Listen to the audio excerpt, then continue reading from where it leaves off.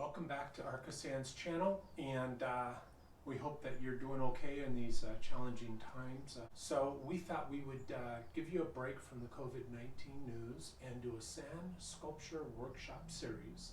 We're going to take a look at how to do a tower, a road, a bridge, waterfall, castle walls. It's all going to be a lot of fun. And we're going to try to get them posted every day or two so that you can follow along the series while you're at home. Join our journey of amazing sandcastle workshops, and hope to see you again for the next one and the next one and the next one. We're going to now go over the tools that we use to create these sand sculptures, and specifically to do the tower. The tower will be the first workshop we'll do in this series, and what I'd like to do is stand up and kind of grab some of these tools. So this here is the casting tube. We're going to use this to actually cast the sculpture, and we have a variety of these tubes of different sizes to do the castle tower and the very peaks of the tower. So that's going to be good for us. Then I'm going to start with the bigger tools first. This is a spreader trowel and a hand trowel. We got a variety of sizes. These are for the bigger shapes of the tower, and you'll see how we use those. We've actually sharpened these tools. We have a grinder so that they're very sharp and they do great work. After we do the main block out of the tower, we're going to get into using some of the smaller tools. These are palette knives that we get from an art store. They're really mostly made for paint. We're going to use a brush and a straw. This is basically a plastic tube that allows it to be used for virtually ever, as opposed to a straw that you might get at a restaurant. These other tools are pretty universal. A scoop, just to scoop sand. And an important tool in doing good architecture is this level. This level allows us to make sure that the lines of the architecture are vertical and horizontal, which makes it look so much better. This is only $3 or $4 or $5 at your local hardware store, Home Depot. Over here I have a whole bunch of other tools. We may end up using some of these melon ballers, loop tools from ceramics, a whole variety of different types of palette knives. We might grab this one to do square, smaller block outs. But that's our tools. Let's get to work with a pound up on this. That's the first phase. We're going to pound up on the pile behind me and make something fun. Hang on, hold tight, and see how we create this tower. And the tower is going to grow into a road, which will be another workshop, and then it'll grow into a bridge and tower walls. It's going to be a lot of fun. Hang in here with these workshops. They're going to be a great opportunity to learn how to do sand sculpture while you're at home, separating from your friends and family. So I wanted to show you the sand we're using. That's part of our 16-ton sand pit here in our backyard sand pit. Anyhow, this sand is very fine. It's actually sand and quarry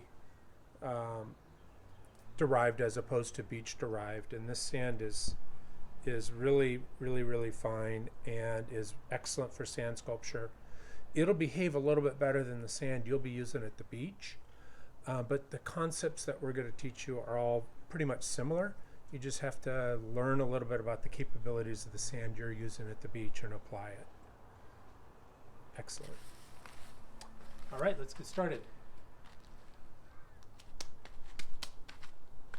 So, fortunately we're at home and we have access to a garden hose, but you would have to actually go into the water with buckets to retrieve water out of the ocean for your sand sculpture.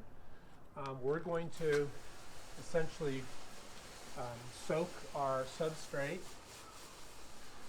and we're going to build the tower right at the very top, which is always kind of the funnest part to do it in.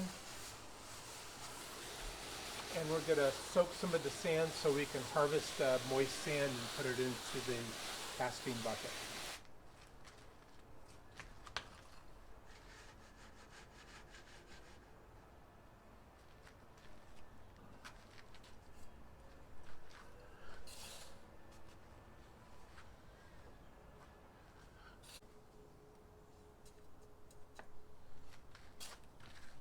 we're going to put sand and then water and then sand and then water. Make sure that we vibrate it, shake it, get all the air bubbles out. It gives you the best casting.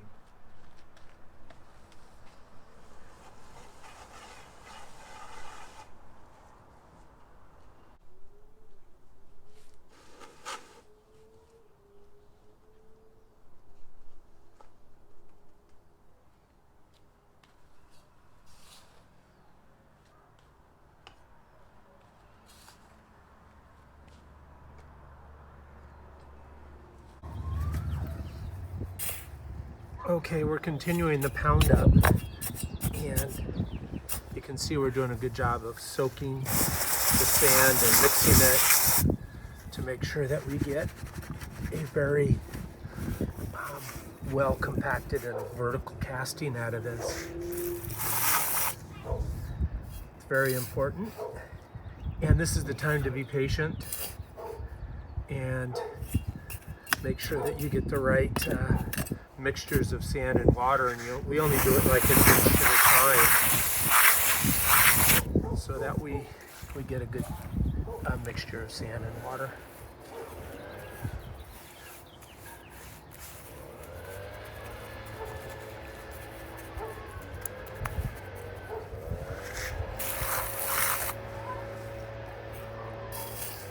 I'd also like to talk a little bit about telescoping. This casting tube's only 6 inches tall, but we're actually going to get a casting that's about a foot or 18 inches tall by a technique that we call telescoping. And when we telescope, we just lift the casting up a little bit, pack in some sand at the base, and it's as though we had brought a taller casting tube. You're going to probably have a Home Depot bucket that you're using where you've cut out the bottom of the bucket, and you can do the same thing with a traditional bucket.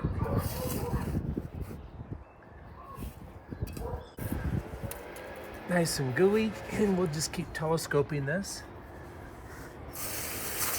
and keep adding moist sand.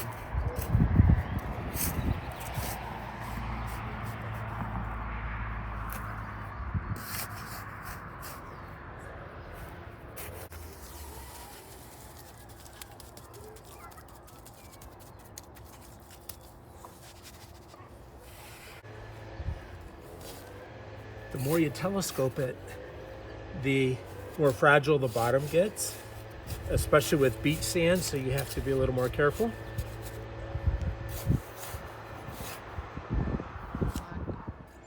So we're at the top of the casting now. We've telescoped it like 4 or 5 times, about 3 or 4 inches each time. And we're gonna put a little bit of water on top, and then we're gonna pull it off, and the bottom casting phase will be done for the tower. So a little bit of water, and the last little packing, and off goes the cylinder, and there's our casting. And it's looking like it's gonna work out just fine. It's got these little ribs on it. Don't worry about those. They'll get cut off when we carve it. So we're gonna do another casting on top of this one, and another one on top of that one to get the very top of the roof of the tower. Okay, so we have a smaller casting tube that we're going to place on top here, and we're going to start to build up the roof cone. And I'm doing it with the same technique as the larger casting, just a smaller casting. The base is still a little gelatinous, which is okay. This sand's pretty strong and it should hold. So I've mixed up some moist sand to put in, and we'll keep this moving up. And these smaller castings on top allow the tower to be taller, more vertical, which is always better in sand sculpture. So a little bit of the sand, a little bit of packing, and we can telescope this when we're to it. Okay, we've filled up this next casting tube and telescoped it a few times, and we're ready to take this one off. And I'm just kind of packing it gently as I'm lifting, and off it comes. And it looks kind of odd, but that's okay. we're going to straighten it out and carve it. It's still gelatinous enough for me to kind of wiggle it into shape. And I'm liking this. You'll see we'll be able to use this quite well. And then we're going to start doing the very top casting tube on it. And then we'll have our full height of our tower, which will be up here somewhere. Okay, so we're at the top of this casting. I'm going to put the last little bit of sand in here. And then we're going to pull it off. And there we go. We have the full height of the tower, give or take. Looks like the top's a little dry. So I'm going to goop it up a little bit. And maybe even put a gob on the very top to give it another inch or two in height.